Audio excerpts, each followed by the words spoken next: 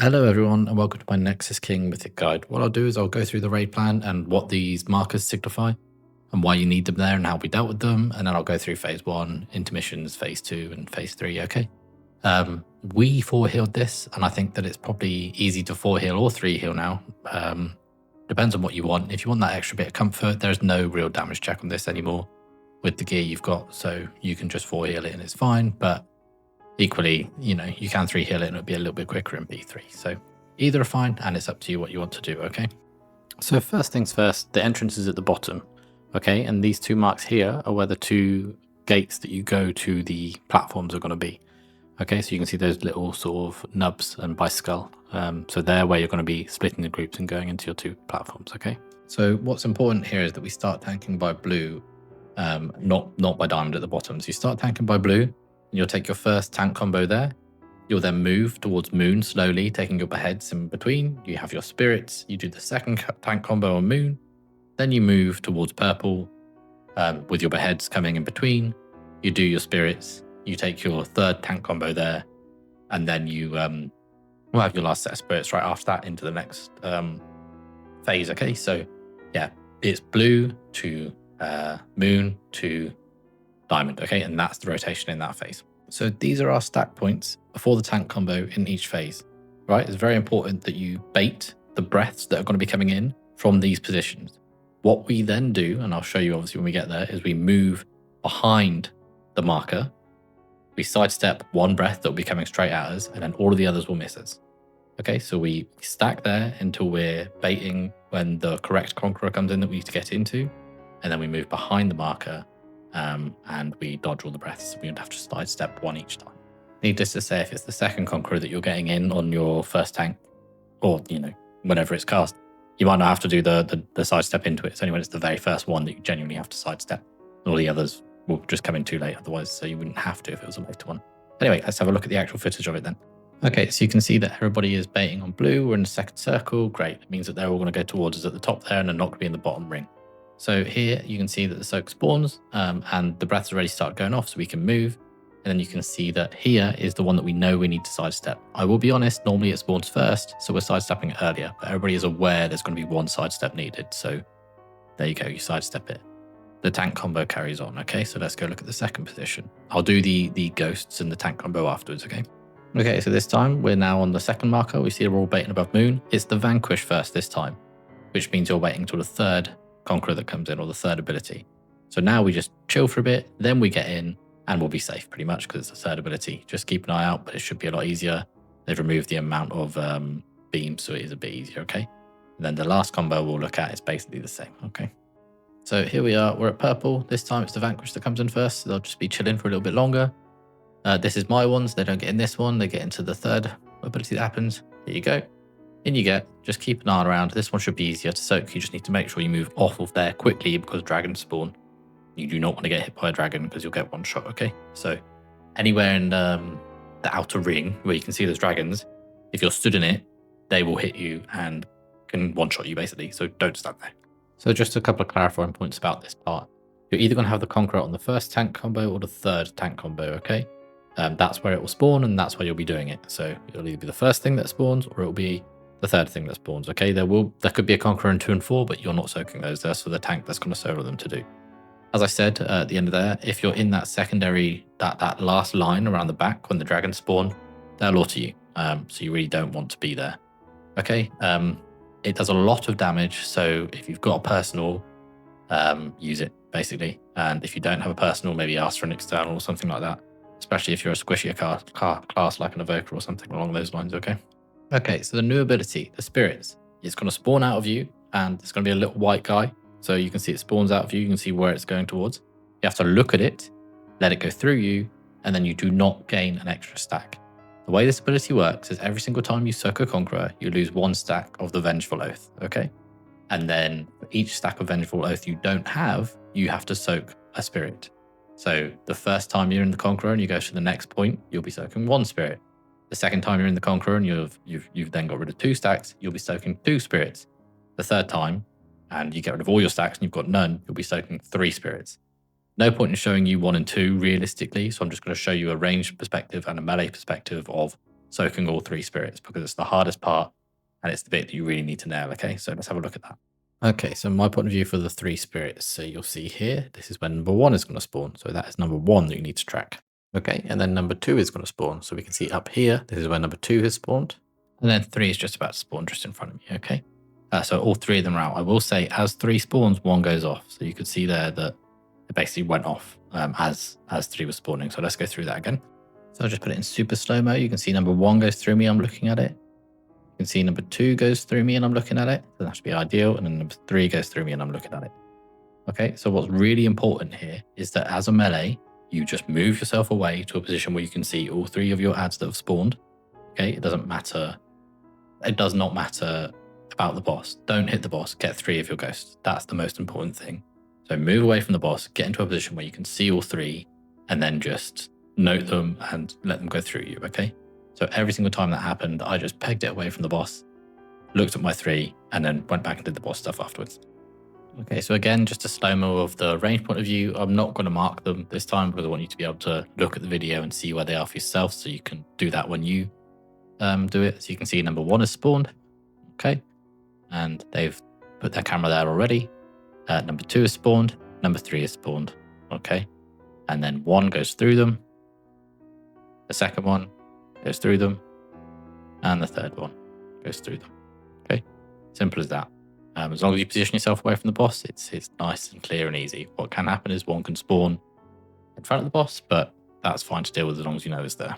Okay, so the tank combo, it is not going to change. It's going to be the same. You taunt in a specific way. So the other tank takes the first one. I taunt, I take the second one. Okay? The other tank taunts, they take the third one. I taunt, I take the fourth one. So it is they start, I taunt, they taunt, I taunt on each thing. And it's the same every time. How you deal with what mechanic is happening can change. Okay, so the Conquerors will either be in 2 and 4, or they'll be in 1 and 3 on position. So you need to just dictate when you're going to use your cooldowns and what kind of bit you're tanking, whether you're being the off tank that takes the conquer by itself, or whether you're being the tank that, you know, does it with the group kind of thing. So most of the pressure here is on the tank that's tanking the combo without the group, because they need to have big cooldowns on them and you might want to put externals on them. So for us, what made sense is putting our blood DK doing the group soaks. Okay, so and then me doing the solo soaks. So you can see here I have the Vanquish the first time around, don't really need much for that. But I would have laid out my cooldowns on every single Conqueror. So on this first one, I'd be using Pulverize and Barkskin. On the second one, I'll be using the Survival Instincts. The third one, I'll be using Pulverize and Barkskin. And then I'd keep my Survival Instincts for, let's say, the Maw or something like that. But to have your cooldowns set out here as the tank that's solo is really important. What's also important is looking at the position that we get knocked. So I know we've looked at it a couple of times, but let's look at it again. So you can see that what's going to happen is they're going to obviously do their Conqueror and I'm going to get a Vanquish. So we've decided that we are going to be playing on this bottom side of the room, okay? So you can freeze it here. That thing takes up the whole thing. Range can be at the top. I'm in the cross. They should not come to my side. And then I get knocked. That's fine. The other tank has it. They move round. They're a little bit skew but that's fine. They're in a good location. You'll see that it sort of just makes itself clear. But yeah, essentially we've said that we will face our Vanquishes towards the dragons. So if we get knocked back, we'll get knocked back into the dragons. And we can survive it because we're tanks. And then they need to move off the dragons and just use the rest of the room. I'm a little bit more horizontal than I normally would be. I'd probably be closer to the dragons normally. But yeah, just as long as your raid knows where you're taking those Vanquishes and where to stand, it shouldn't be a problem. So just to be clear, small CD for Vanquish, big CD for Conqueror. You don't even need a CD for Vanquish really if you've got your active mitigation up, okay? All right, let's get into these Beheads. So you can see here what we do is we take it halfway, let the Beheads go off, and then take it the full way and let the Beheads go off. So the rule was melee, Beheads are coming in, ready to hang back. Range should always be in a good position already. And then we stop and then we go again. So the Beheads are simply just start to step across the room. People that get them move out and plant as quick as possible. Okay, so you don't put them into the new position that we're going, or you don't like move at the last second and hit 4 people with it, and you should be fine. The Beheads are not the biggest problem. They don't do as much damage anymore now. We've got Brazilian gear eye level, but just make sure that you are taking them out and you're planting, okay? One last tip for P1. If someone messes up and they get mind controlled like this person here, you can Cyclone them. By cycloning them, you make them immune to the damage that's going to go off, and you make them immune to becoming mind controlled. So we cyclone them twice, okay? And then what happens, as you can see here, he's just going to be cycloned through the damage and then come back to normal. It will only save you if one person, maybe two people get this. If there's loads of people getting mind controlled, it doesn't matter, but it will save a wipe when just one person gets mind controlled, and it will save you a battle res. So yeah, really, really good to do that. Okay, so just a quick look at phase 2 on the raid plan. You will either be playing the boss on star by the entrance or on the green tick. This is because it depends on where the circles spawn. So just so you're aware, you either start on star or on the green tick, and that goes for both phases, essentially, of phase 2. Okay, so because of the orientation of these circles, you can see here, I put the green tick and the star for reference, we're going to be on the star because that's where the dip is in the circles. You either go on the green tick or the star, depending on where that dip is. So we go to the star because that's where the dip is. Boss is pulled over, okay? One tank takes the tromp, that's me in this instance, and then the other tank will take the breath, okay? So here comes the breath. You have big, big cooldowns where you're a DK and you can press a button and take no damage, but really, really big cooldowns. And then we go to the middle because they were pointing outwards. Then you always gateway the second one, so gateway out. So if that was the other way around, we would have stayed out and then we would have gateway to the middle. You always gateway the second one, and you always pixel stack on the mark, because if you don't, you get hit by that breath, everyone is going to take damage. It's not just the tank anymore. If anyone gets clipped by that breath, the entire raid take damage, okay? So it's really, really strict on it. You need to make sure that you are standing on the point where you need to be, and then you either go in or out, okay? You can cheese up while you're finding out, and then you gateway the second one. No matter what it is, you gateway the second one, because you've got more time on the first one to run there and less time on the second one, so you always gateway the second one. Okay, so this is the second part of P2 where you've come back from the platforms. So you can see here, now we're going to go to the green tick and not start because the dip is on the green tick. Also, we know that because the first time we did this, we started on the inside, it will be the opposite to the first time. So we can just chill here on the actual point and not move in and not rush. Okay, so first breath goes out, tank takes it, not a problem. We don't need to panic because we know it's going to be outside first. So we all just stand here because it's the opposite to what happened the first time round. And then you gateway in. That one's nice and chill, okay? And you'll go into the King's Hunger, but let's do the platforms first. Okay, so you split yourself into two groups. You have a good mix of damage on each side, one for single target for the Titan, and then a little bit of cleave for the little ones. I've showed you where these two platforms are already. You run over and you have the ad that you need to have an interrupt rotation on, and you have the Titan. Everybody should be cleaving off of this Titan, okay? And everybody that needs to interrupt knows when they should be targeting, because their number will be up and they then can change and target, right? So let's go through what's new here. First things first, the boss is going to give itself the mini boss is going to give itself a huge shield, okay? And the way that you break that shield is by doing Kaiveza from the first raid. So essentially what you'll see here is the little lads are going to jump and they're going to target one player each. So there'll be 4 players targeted, okay? What we should then do is whichever ad is targeting you, you should go and stand behind the ad that's opposite you. So you can see we've got 4 little ghosts here, which are players. And basically, if the one on the top right is looking at you and it's a red line, then you should go and stand behind the one in the bottom left. And what that'll do is it will go through the ad and it will destroy the shield, basically. And it'll make it very, very quick to kill that ad if you get all 4 sort of going straight through the middle of the cross. You guys are standing behind the ad, so you don't take any bonus damage, because each line does, I think, about 9 million. So you want it to just go straight through and across, and no one to be stood in the crosses, and it will destroy the ad very quickly. There's not much more to it after that. You want to be stacked in the middle for when these meteors come in. And then as a tank, you really want to make sure that you're getting to the opposite side of this beam from where you were out on the meteors. And the reason for that is you want all of the ads to be stacked in the middle. There's bound to be a melee that gets lost and isn't there and doesn't make it in time. So if you'll see what I mean here when I replay it, basically, you can see that I run all the way out to the right here with the meteor, okay, which means I want to run all the way across the little ad to the other side. So all the ads are stacked in the middle. If I was in the right or left section, the Titan would be there as well, and not everybody would be able to hit it. By getting it completely stacked up and running quick, everyone can hit it. Obviously, in this phase, the Titan is the be-all and end-all. You need to make sure that you are killing that at all costs, okay? So yeah, you can see here it's just one more mortar. I go the wrong way, which I probably shouldn't. I go towards the gate. It's in the self-destruct, but we do manage to get it killed, okay? So yeah, that's that phase. It's really actually quite chill now, this phase, especially with the damage we have. Okay, so King's Hunger, the fun phase, the damage jump phase. Really, again, is not too difficult. The idea is you want to have been on the dragon the whole time you've been possible to go on a dragon and get the dragon as low as possible, if not to kill it. You should spread evenly around the room. You should basically have a position for each of the healers. Your tanks can double up, and then just have your ranged and melee spread around. You don't really need to give specific situations, but just tell them not to stand on top of people that are there. The idea is that you really, really want to try and kill the ad or get it as low as possible. And then there's one hard bit right at the end. He's going to put a behead on every single player. And obviously, if you're not spread well, someone's going to die. So you need to make sure you're spread well, okay? Everybody should know their individual sort of cooldown rotations for that and whether you have them or not. And the only thing I would say is if you have an Org Evoker, specify a zone for them to stand in on the classes that they're buffing for that phase, because that's really, really effective and actually needs to be done. But otherwise, yeah, just spread out and it's chill. Okay, so going back to the raid plan, range. This is your orientation for dropping the big stars. Number 1 and number 2 are both at star. Number 3 is at skull, okay? You just do 2 on the same spot, and then the third one you go over to skull. You keep a nice gap in between you. These are your positions. Nice and easy to remember. Melee, you're a bit harder. You go from cross to orange to green. You also have half the amount of time to get there.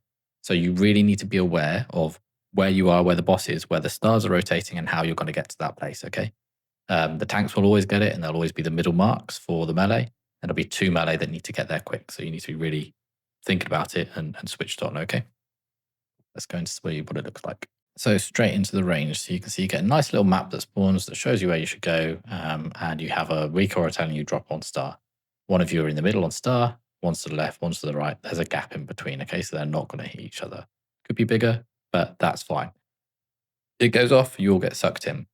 So with these sucks, what we're going to do is I'll be counting on this first one. It's a 3 or a 4. So that's 1, that's 2, that's 3. And then they can either decide to go through or they wait for a 4th and go through. Then I count 2 here for this bit. And then we go through again, okay? That's how that first rotation works, okay? Because it's a little bit closer, because those are on red, you count to 4 pulses of these spikes. And then essentially 2 pulses of the other spikes. And you go through. If you are not mentally prepared to go through, you go through at your own speed and you just wait. It's up to you when you go through, okay? So you can see here, there's not really much to go through on these drops. It's just go to the right position and leave a gap between them. So I'll just show that sort of the melee go here, and you'll see that they spawn it in the exact same sort of pattern. These red ones are a little bit more important because these are the ones that you're going to be hitting with the Star Killer swings every single time. You don't hit anything else. You just hit these 3 red ones. So having a gap between them is quite important, because if they're at different lengths when you hit them and they get a little bit close to each other, it can be a little bit dodgy. So sometimes it is good to have a bit of a gap between them, bigger than we had there. Okay, so I just want to show orange. Basically, I know I'm going to get it because I'm the tanking and they always get it and I'm in the middle. So I move out before the star cuts me off, right? Melee need to be aware that they either need to go around the back very quickly or get there early, essentially. So press a cooldown, it does a lot. So now these are further away, these stars, we count for longer. So this is 1, this is 2, this is 3, this is 4, and then we go through. And then we in the gap, and then we go through, okay?